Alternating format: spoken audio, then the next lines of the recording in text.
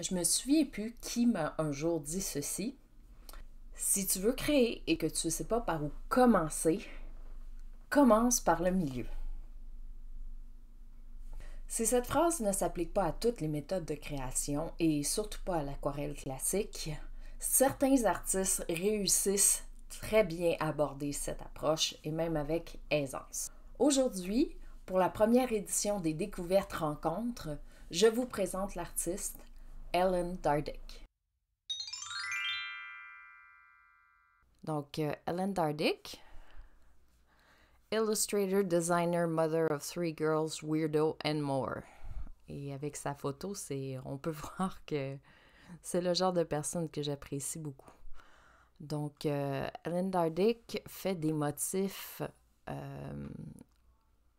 très colorés la majorité du temps, quoiqu'elle aime bien faire des monochromes de temps en temps. On voit qu'elle utilise souvent le bleu. Mais pour beaucoup de ses motifs, elle choisit des couleurs vives et plusieurs motifs. Et aussi, on peut constater qu'elle utilise, on va ouvrir ici, on peut voir qu'à l'intérieur de ces formes, elle introduit des motifs à l'intérieur de motifs. Ici, on peut voir que c'est de la texture donnée d'aquarelle de mouillé dans mouillé. Ici aussi. Mais ici, on voit qu'une fois que c'est sec, elle est repassée par-dessus, dessiner des motifs. Donc, il y a un sentiment un peu scandinave qui vient avec ses choix de couleurs et ses choix de motifs. Il y a énormément de joie dans ces illustrations. Ça me rend toujours heureuse de les regarder. Et ce qui est super avec elle, c'est qu'elle fait souvent des vidéos en accéléré de son processus de travail. Donc, elle commence par créer des formes, placer des choses, faire se dégrader. Et là, elle place des motifs, rajoute des formes, place d'autres motifs, rajoute des formes, et elle place d'autres motifs, et ainsi de suite. Donc, c'est vraiment quelque chose qui m'inspire beaucoup parce que c'est une démarche très intuitive. Donc, je vais ouvrir une illustration, puis on va aller chercher quelques éléments à noter. Donc, elle le dit en riant aussi, des fois, je pense que ça fait partie des critiques que les gens lui font. Elle laisse très peu d'espace blanc dans ses illustrations. Comme on peut voir, il y a beaucoup de ces motifs qui sont entourés d'un arrière-plan en espace négatif. Elle utilise beaucoup cette stratégie-là. Donc, les petites fleurs, les petites croix, les petits motifs qui se retrouvent un peu partout, toutes les excuses sont bonnes pour rajouter de la couleur, rajouter de la texture. C'est ça qui est vraiment amusant, cacher un petit bonhomme dans une zone de couleur quelque part. C'est vraiment foisonnant de vie et de joie et de couleurs. Ça donne envie d'aller explorer tous les détails, de passer beaucoup de temps avec l'illustration une fois terminée. Des points, des petites lignes, des barrures, des ondulations, des croix,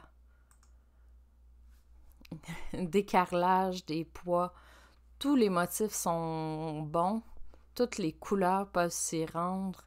Elle utilise beaucoup de noir, ce qui est quand même un choix audacieux à l'intérieur de l'illustration, et je crois que son utilisation du noir fait ressortir encore plus les couleurs.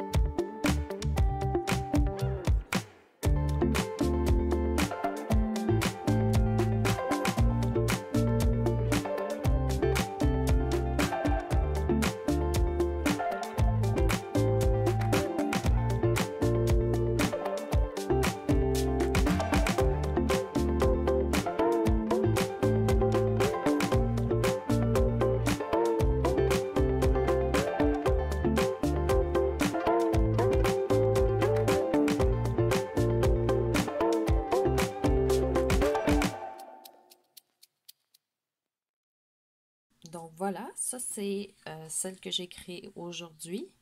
J'ai décidé de vous présenter Ellen Dardick comme première artiste à vous présenter parce que c'est la première artiste que j'ai eu envie d'émuler pour comme ça, pour rien à la maison. Il y a de ça 2 ans, je suis partie sur un trip de juste faire des choses un peu à sa façon, à ma façon, donc mes interprétations. Et donc, c'était une bonne façon de commencer à vous présenter aujourd'hui. Aujourd'hui, j'ai fait un petit hérisson, un peu de faune, un peu mandala. C'est pas aussi foisonnant que d'autres fois, mais je voulais aussi vous montrer, ça, c'en est un que j'avais fait dans mon carnet à dessin.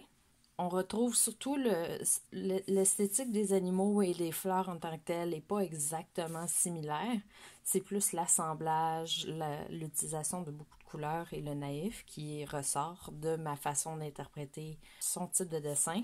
Et ce que j'aime beaucoup, c'est de partir d'un élément, de rajouter les choses. C'est très libérateur de le faire de façon aussi intuitive.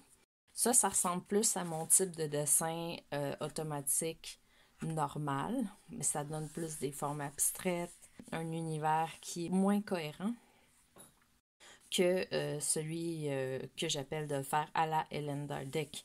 Évidemment, jamais on confondrait mes illustrations pour les siennes. Les styles sont... Le style de dessin est très différent, mais c'est pour ça, je veux dire, copier les gens qu'on admire, ça peut nous apporter quelque chose à notre façon de faire les choses. Je vais donc montrer d'autres exemples. Dans les petits formats, je me suis amusée à faire différents thèmes. Des fois juste du floral, des fois avec un animal à l'avant-plan, des fois un caché au travers de la nature. Toujours en jouant beaucoup avec les motifs. Et on peut voir que vraiment, ça dépend des jours lesquels motifs ressortent. Celui-là dérive un peu du style. C'est plein de petites créatures qui apparaissent partout. Les détails sont beaucoup plus fins. Il y a des éclaboussures. C'était vraiment un exercice, un prétexte pour faire des choses jolies. Celle-là que j'ai fini par encadrer est dans le coin de mon bureau pour me rappeler d'avoir du plaisir dans mes créations. Et j'ai celle-ci qui accueille les gens dans mon entrée. Ça n'a pas besoin de donner une image complète et concrète et finie. Des fois, ça va dans des drôles de directions. Des fois, c'est un peu too much. Celle-là, j'ai de la misère. Elle a tellement de choses qui se passent, mais elle est tellement jolie en même temps. Donc, ça permet à des choses vraiment inusitées de prendre le jour. Si on se donne à l'exercice avec pas trop de jugement, on se met pas de barrière, on se laisse aller. Le but, c'est d'en faire trop. Le but, c'est de mettre le plus possible de couleurs. Et puis, si c'est pas un style qui vous intéresse, ben ça vaut quand même la peine pour justement la recherche de texture que ça va amener. Le fait de se donner la liberté d'y aller librement avec aucun plan et de créer un foisonnement et d'en rajouter et de trouver des petits trous ou rajouter des détails et mettre des petites surprises ici et là. C'est un vraiment bel exercice, ne serait-ce que pour soi-même.